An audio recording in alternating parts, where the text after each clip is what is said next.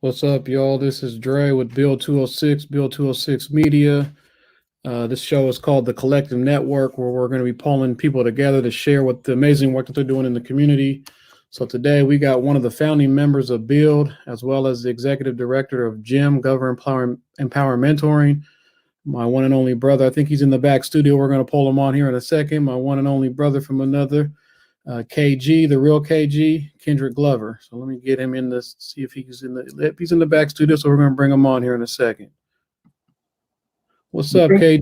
Bring him out, bring him out, bring him out, bring him out. What's going on, man? Good, bro. Just, another day, another dollar, man. Living the life, living the dream. Can't complain. Making it happen. Yes, sir. So let's jump in, man, and tell the folks a little bit about yourself. Now, I can talk. So you got to tell me when it's, give me the 5 fingers or something and say, okay, your time is coming short, because I can go. This is your time. So, tell the folks, talk a little bit about yourself. Okay, yeah. Kendrick Glover here. Like Dre said, one of the founding members of Bill. Dre brought us all together.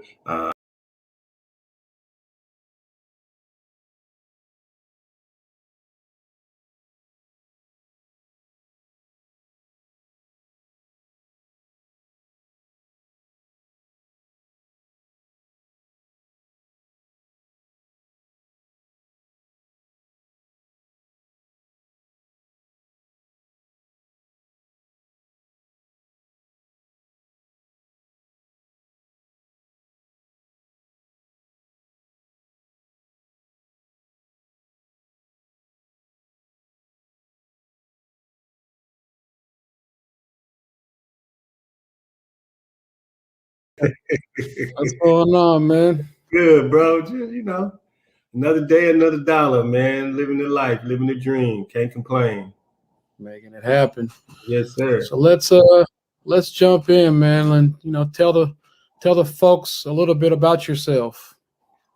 Now, I can talk. So you got to tell me when it's, give me the 5 fingers or something and say, okay, your time is coming short, because I can go. This is your time. So, tell the folks, talk a little bit about yourself. Okay, yeah. Kendrick Glover here. Like Dre said, one of the founding members of Bill. Dre brought us all together on a core mission and values of just, bringing the community up, spotlighting individuals in the community, especially men of color. So I'm honored and blessed and privileged to be a part of that. I wanted to be a part of Build because it gave me something to do.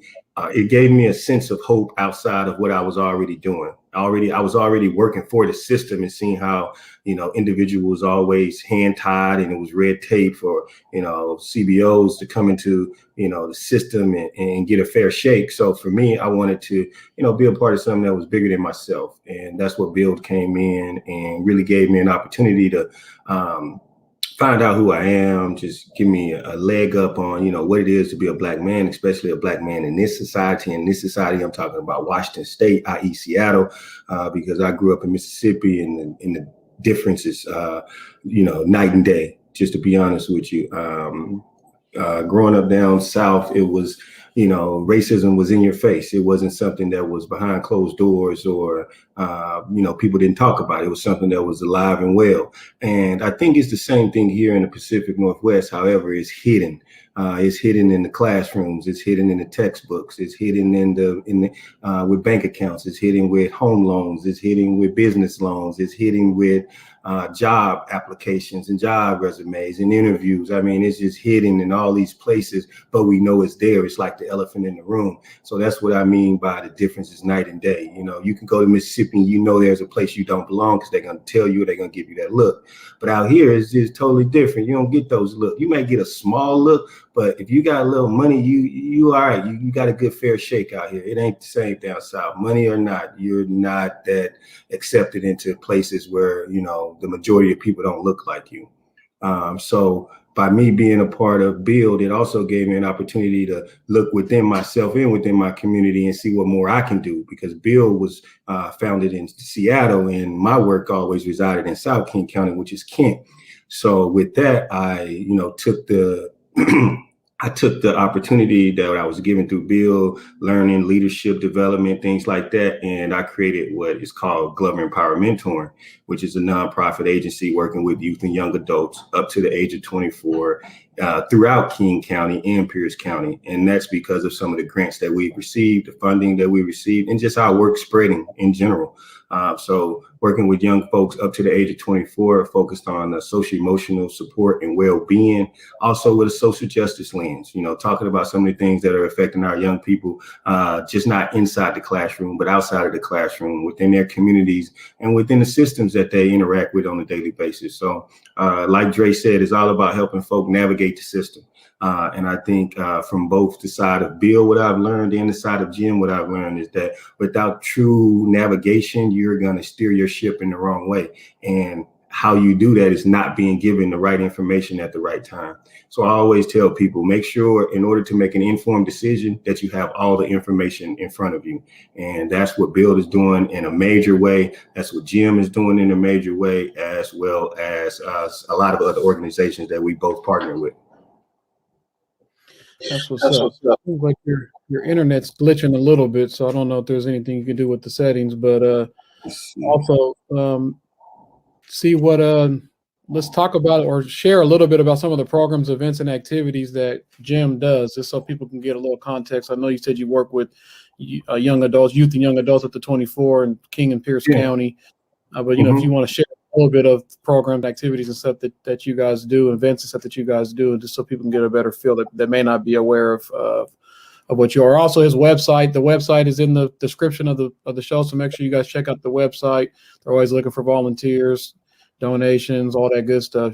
Come kick in and do some good work in the community. But I want to give you some space to share some of the programs and activities so that you guys do at G.E.M. Yeah, I mean, 3 of our major programs right now is 1, our theft-free and mall diversion program. 2 is our trauma-informed and restorative justice program, as well as our summer leadership program. So our first program, our what we call theft-free, it's working with the system leaders. It's working with the King County Prosecuting Attorney's Office, the King County Juvenile Public Defense Office, as well as the King County Courts. We're being evaluated by the University of Washington, and we have other community partners like Community Passageways, Choose 180, I'm drawing a blank on the other ones, Safe Futures in West Seattle, and a few more other partners. And what that looks like is if a young person makes the mistake and get caught shoplifting out of Westfield South Center Mall, instead of them being ushered into the juvenile justice system, they have an opportunity to enroll in one of our programs and receive credit as quote unquote time served. So they don't have to get involved in the juvenile justice system. They don't have to see a JPC, a juvenile probation counselor. They don't have to even go in before a judge. Matter of fact, they don't even get in the police car once they get caught shoplifting, because 10 times out of 10, when you're getting caught shoplifting, the merchandise is going to be returned, whether it's in full tack or not, but the merchandise is still going to get returned. So technically it's not shoplifting. So with our young people, they have a second chance at making things right, or a next chance that we like to call it. Our second program is with our TERP program, which is trauma informed and restorative practices. This program is inside of 3 middle schools in the Kent School District, and they are mentorship classes that focus on life skills, social emotional skills. So there's no academic work involved. The only academic work involved is young people talking about academics and why it's a hindrance to their daily lives. Because some young people don't think that academics is the way to go in terms of them learning. Some of them think they can learn on their own, but it's us who guide and steer them in the right direction and let them know that academics mixed with a little life skills will, bubble you into a direction of success. And that's what we want young people to do. That we want them to have the success that they determine for themselves, not the success that we determine for them. And our last program is the one that I wanted to talk about is our Summer Leadership Academy. So every summer for 6 weeks, we take 25 young men and 25 young women, and we usher them through an intense leadership academy. And what that means is these young people are with us every day, Monday through Thursday, for 6 hours a day. Yep, Monday through Thursday for 6 hours a day. There's no charge. I mean, of course, there's always a wait list because we only have room for 25 young men and 25 young women. And what that program looks like is they come in, we make sure they get a good, healthy breakfast, they get a good lunch, and they get a nice snack before they leave. But throughout the day, we have a series of workshops that they are focused on. We have breaks, we have some movie time, we have some game time, we have some studio time, and then we make sure that they do a reflection at the end of the day. So they get a journal. So one of our big key takeaways from this is the journal writing, because once they see what they wrote the first day versus the 24th day, it's a whole different mindset. And they like, wow, this is what I was thinking when I first walked in here, you know, because we ask them key questions about, you know, some of the learnings that they want to take away, some of the things they want to give back to the program, you know. So it's just an amazing time for us right now to even be involved with young people at this degree, because so many of our young people are written off, not in the sense that, you know, people are out here head hunting them, but in the sense of that there's no resources for our young people to really get involved in programs where there is where there's male adults and female adult presence that they can really truly rely on. So that's why I'm very happy and excited to be the founding member of G.E.M and also one of the founding members of Bill. It means a lot.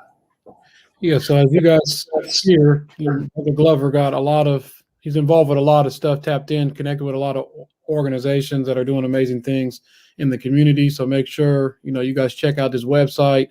Yeah. Make sure you tap in, see what you can do. But now we're going to shift gears a little bit, not just about, you know, what you're doing in the community, but, you know, kind of things about you personally. So who or what inspires you? Ain't gonna be no funky questions. Yeah. Cool. I'm whatever, bro. What inspires you and why? Like who and what inspires you and why? I think what inspires me is my past trauma. A lot of people probably read my story or don't even know who I am. So at the tender age of 15, I was arrested, charged as an adult for the crime of armed robbery in the state of Mississippi. In the state of Mississippi, an armed robbery charge carries 3 to life. I was charged as an adult, so they sentenced me to 10 years in prison. I left the county jail and went to central booking, which is in a different part of Mississippi, which is in central Mississippi, at the age of 16. I was released from Parchment Penitentiary when I was 20 years old. And what inspires me is to not have youth go through that same trauma, because I still hold a lot of trauma from you know, and I don't want to get too in the weeds about it, but, you know, seeing fights every day at 16, I'm not talking about the regular fights you see on the street, but seeing people get, you know, stabbed and beat up and jumped on. And this is me at 16 years old. I'm what, 110, buck 10, soaking wet at this time. Like, I just knew how to do illegal things. And that's why it landed me in that position that I was in. But the influence come from, you know, seeing things like that, not wanting youth and young adults to go through that system, because once you in it, you in it for a while. I'm 37. I just got out of that system at 28. You know what I'm saying? That system had me caught up for a long time, and it's still like a monkey on my back, because at certain times, you know, applications get denied for me because it comes back that I'm a convicted felon. Like I said, I was charged as an adult, so I have an adult record that's hard to get sealed. It stopped me from taking my master's exam for counseling administration. It stopped me from taking the LSAT exam, but there was ways around it, but I had to petition the college. Like, I'm standing in front of, you know, 8 white men telling them about my background and my past, so they'll give me the opportunity to take a test so that they can also take my money. But they didn't ask me that before I signed up for school. They let me go through the whole process, and at the end they run this background check on you. And once they run this background check on you, if any red flags come up, you know, you will be petition to come in front of the board to talk about whatever it is, to see if they're going to give you that stamp of approval from their college.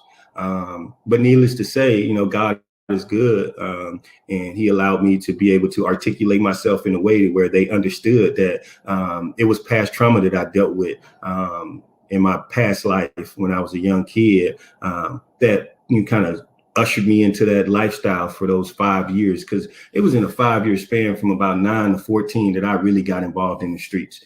And when I did, I went head first.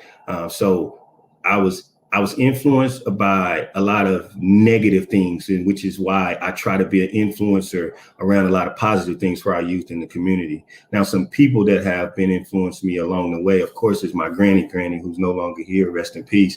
But some people in Seattle that's really influenced me, and I always give these brothers their flowers when I talk about them. It's Larry Evans and Councilmember Larry Gossett.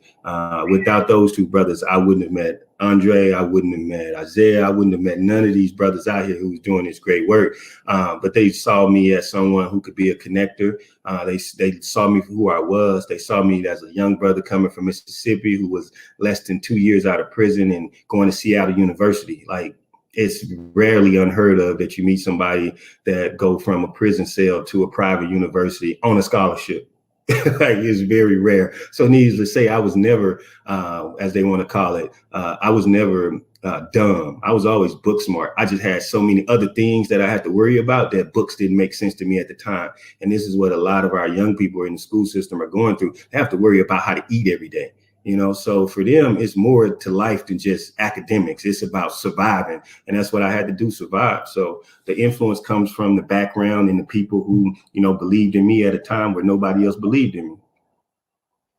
Yeah. And it shows your resiliency, and that's why you're an effective leader, you know, and, you know, you can share your story, like it's in you, not on you, right? You're not just doing it just because you done read some stuff about it, you've been through it. So that makes a difference in how you approach the work. So that's what's up. I learned some new stuff about you. I didn't know everything, your whole story. I knew some of your story, but that was some good information for me to even learn as we build, you know? So the next question is, you know, and you can answer it how you want, because there's been a lot going on this past year, but, you know, what do you think about everything that's been going on the past year? Oh, man. I mean, you know, we get hit the hardest, man. You know, as they say, when the world gets a cold, the Black community gets pneumonia. I mean, and we got pneumonia, you know, in the lungs to the 3rd degree, to where, you know, it took a lot of us out. It took a lot of us out, and it just showed that you have to have resources in your community to survive. You know, in the Black community, we are always the last to receive resources, and it shows. Like, the trickle down effect is their game is so strong, man. So I mean, what COVID revealed to me is that anytime there's an opportunity for people to make money off the backs of us, they will, and they don't give a damn how it pans out for us. And that's just the honest truth. I mean, it's so many opportunities for funding that has came out through this last year, that we didn't really, we didn't see any of that in our community. And it was crazy because I was looking on Facebook today, and I saw this post that says that the stimulus checks are a slap in the face because Black people should have got reparations. If you can sign a $2 billion package for the world, for the United States to receive $1,400 stimulus checks, then why couldn't that $4 billion stimulus package been passed for African Americans or Black people to receive, you know, reparations for the just due of the United States amongst us? You know, and this is from our ancestors who fought for us in the, you know, 30s and 40s, and especially in the 50s and 60s. You know, we want to see some of that work come to fruition. And that's how I lead. I lead with a steward leadership mindset, and it's not about me, it's about the people. So it's just like this last year, man, it really showed the true colors of a lot of people. You know, and a lot of people didn't survive. And when I'm saying surviving, I'm not just talking about physically in terms of being here, but I'm talking about mentally. Like, a lot of people mentally broke down, which caused a tear in a lot of people's relationships. So I just think about the young people and how it affected them the most, you know, not being able to be in social gathering spaces so that they can learn and be supported in their social IQ. Because that's important, because we as adults, we have it. So why shouldn't they have it? You know? So I just always lean more towards, you know, how our young people are affected by it. And they were hit the worst out of this whole pandemic. Our youth and young adults were hit the worst. Yeah. And, you know, like you said, you talked about the civil rights movement, but there was, you know, a big uprising this last year too. And it's still popping right now. And, you know, that, you know, they pushed a lot of funders to shift the way they were funding as well, which is, you know, a good thing. But, you know, it's like you said, it should be kind of a slap in the face, because it's, if we matter, we should always matter, right? So Yeah. On top of this crazy election. I always want to ask that question because it's just been a crazy election cycle. It's been all this stuff going on locally and nationally. So, that kind of transitions us to the next question is, with all this stuff going on, like, how have you been taking care of yourself? Because, we want to center healing, and especially as Black men and just as the Black community, like, that's a hot, trendy thing to say. But, I think for us to share, have safe space to share what we're doing, and so other folks can hear, things that we're doing as Black leaders. You know what I'm saying?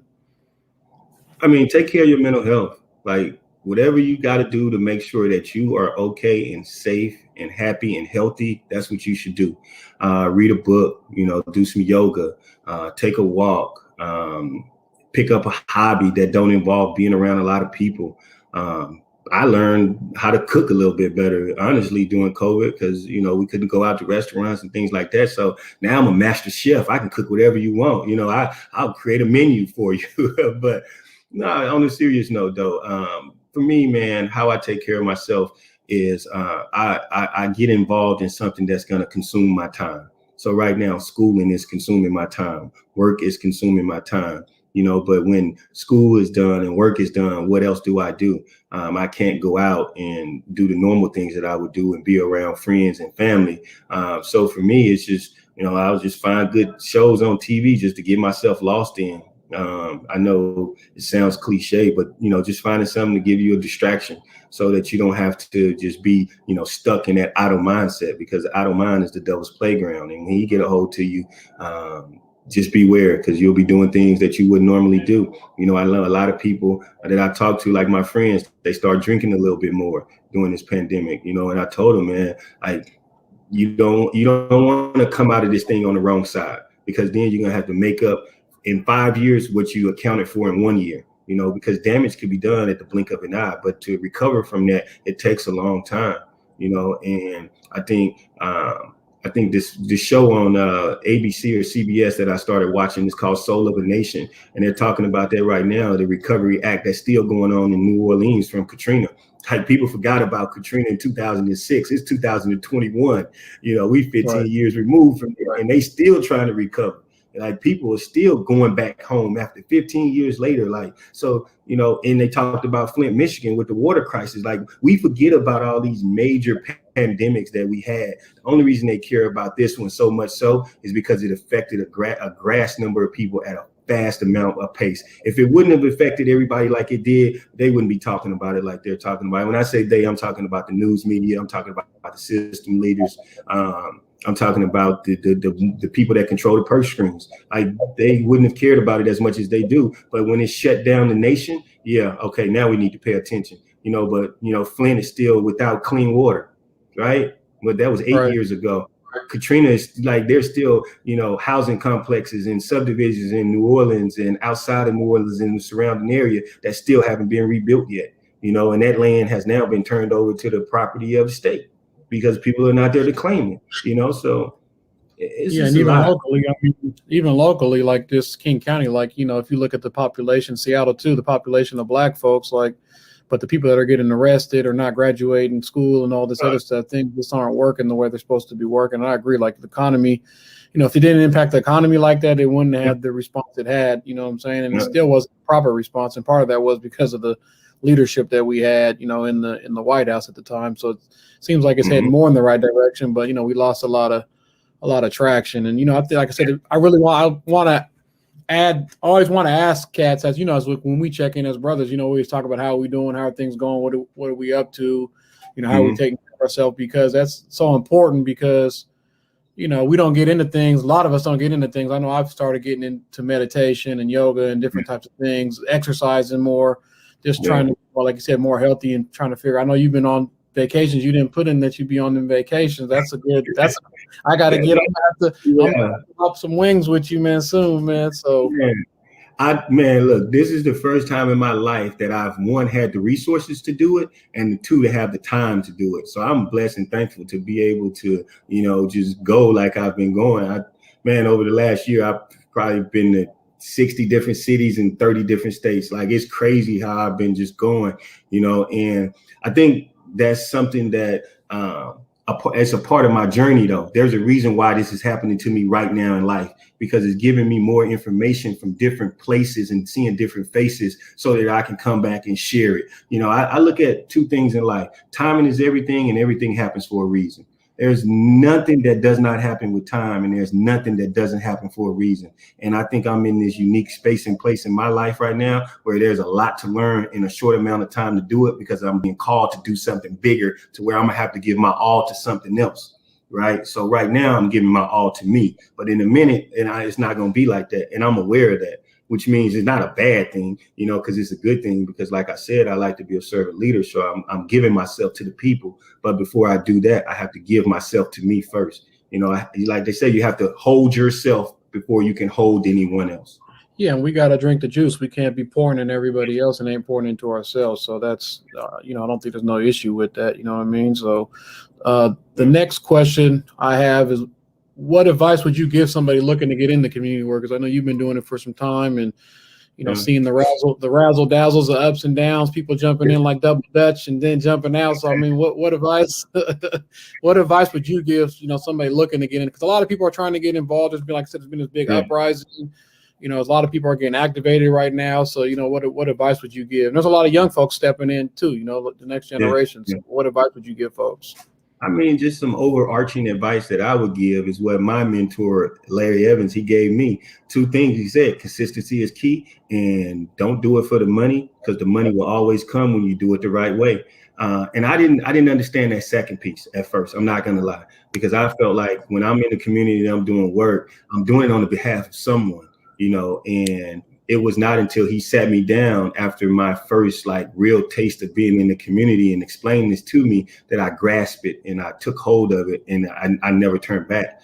So it's consistency, like you say, always showing up when you say you're going to show up, always doing what you say you're going to do, and then not expecting any monetary gain at the end of it.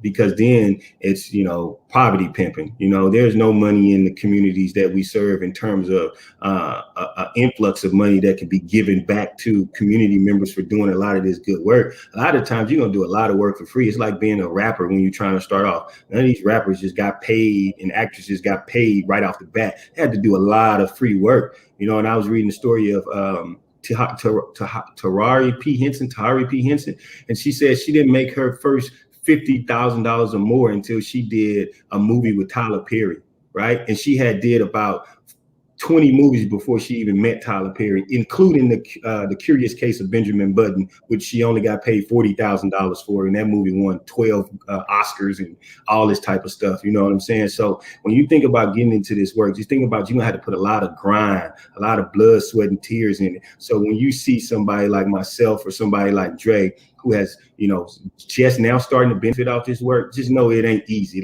There's been a lot of long nights, a lot of long hours, a lot of, relationship building, a lot of relationships broken. Like I said, I lost the family off of this work, bro. That shit's crazy. For real. I really lost the whole family off this work, only because I believed in this more than I believed in myself. And it had an effect on me in ways that, the people that was around me that cared about me the most, it brought them down, and it didn't bring them up. It brought me joy, and it brought them pain. So what are the best ways for folks to get in touch with G.E.M? I mean, we got your, the link to the website, but is there any other ways to social media or anything else that you want to share just verbally? We have the strongchildren.org website. Again, that's strongchildren.org. We also have the Glover Empowerment Mentoring Facebook page. We have the Glover Empowerment Mentoring Instagram page. You can reach us by email at gemempowermentoring@gmail.com, or you can always stop by our headquarters office, which is in Kent on Central Avenue at 827 Central Avenue North. That's 827 Central Avenue North. Or just find me on Facebook, Kendrick Glover, and you tap in with me and say, hey, I want to learn more. I want to get involved. I guarantee you I hit you back within 24 hours, because we're always looking for people to get involved in this work. We're always looking for volunteers. We're always looking for, workshop leaders, workshop presenters. We're looking for curriculum developers. We just got a new bus, so we're looking for people with CDL license to help us shuttle some of these kids around. We're looking for someone we just got a new box truck, so we're looking for opportunities to get young people hired to do some moving, some hauling, things like that, to put money in their pocket. I mean, we're just looking at ways to really being a value add to our community. And if you reach out to us in one of those ways, even if you need some stuff hauled from your house, reach out to us, and we whatever you give the young people, that's what you give the young people. But we're going to make it work, and we're going to, we're going to do right by our community because we want our community to do right by us. That's what's up. Yeah, we tapped in with Clown and them on Sunday, and we were talking about doing some community cleanups like we did when we first started it, when we pressure washed the churches and stuff like that. So I think now that we got some more assets, it's an opportunity to give some young folks some job skills as well as serve the community in some way. So I'm looking forward to partnering with you and making some things happen and getting these young folks activated. So that's really all the questions I have for you, but I'm going to open it up and ask you if you have any questions for me. No, my question for you is, as I always ask if I do an interview with anybody, what's next? What are you going to do with this interview? How are people going to be able to see it? Am I going to get a copy of it to share with my networks? Yeah, for sure. Next? Yeah, it's good. It's going to be published live where we're putting a series together. So we'll pump this out. So we're interviewing, influential folks that are in the greater Seattle area that are doing things. It's the collective network. So folks are aware of what's going on. And then we'll pump it out, and definitely you'll get a copy of it and, share with your networks, and you'll be able to watch it live and comment and, stuff while people are on there, and, do a little family viewing and do a viewing at G.E.M or whatever you want to do it, That'd be dope. That'd be dope. Thank you. I appreciate this, and you keep up the good work you're doing, brother. I know a lot of times we get overlooked and we don't give people their flowers when we're here, man. You've been a real solid brother to me ever since I moved out here. When I met you, you ain't never switched up. Always kept it real. Love you, love AJ. I mean, always been a great father. You one of the good guys that I consider in terms of being a good father, man. I mean, people have babies, but they ain't fathers. I'm just gonna be real, and that's something that you preach about too, which is why we do the things we do with Bill, being in the community and honoring, real fathers on Father's Day, because a lot of times us Black men, just to be real, we don't get the credit we deserve when it comes to parenting.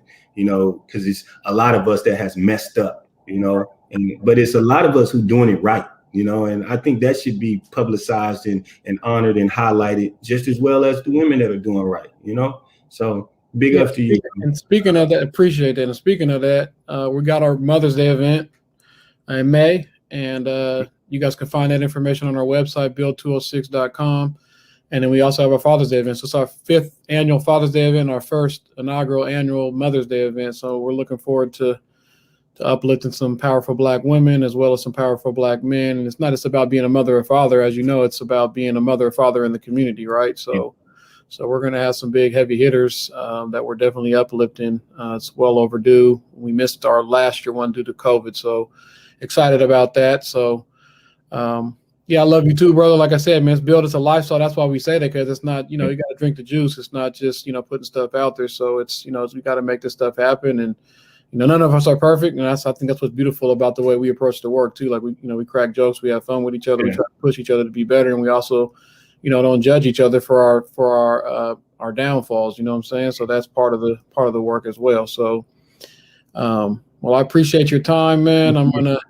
We're going to stay tapped in. And, I know you were saying that that's part of what I'm trying to do with these podcasts too, is, train some other folks on how to do. So I'm looking forward to working with you and your organization to get you guys some resources, some training, and whatever you guys want to do. And you guys can be rolling out your own news channel, Yeah. Because I got a lot of young people out here in South King County that want to get involved in this work right here, but just don't have the resources and don't have the training. So I think this partnership that we are forming right now is going to be great, because this is the ripple effect. You are going to throw a pebble in the pond that's going to spread all the way out through South King County. Because once I learn it and then another young person learn it, they're going to teach someone, and it's just going to spread, man. And that's the good thing about it. You're doing it for the right reasons. Consistency. That's what's up. Yeah. All right, bro. I'll tap in with you in a minute. All right, man. Peace and blessings. Thanks for coming. Once again, this is Dre with Build 206, Build 206 Media, here with the Collective Network. We just interviewed Brother Kendrick Glover, who's part of one of the founding members and a member of Brothers United Leadership Development, as well as Glover Empower Mentoring. He's the executive director, G.E.M. So the contact information is in the description, and feel free to reach out. All right, peace.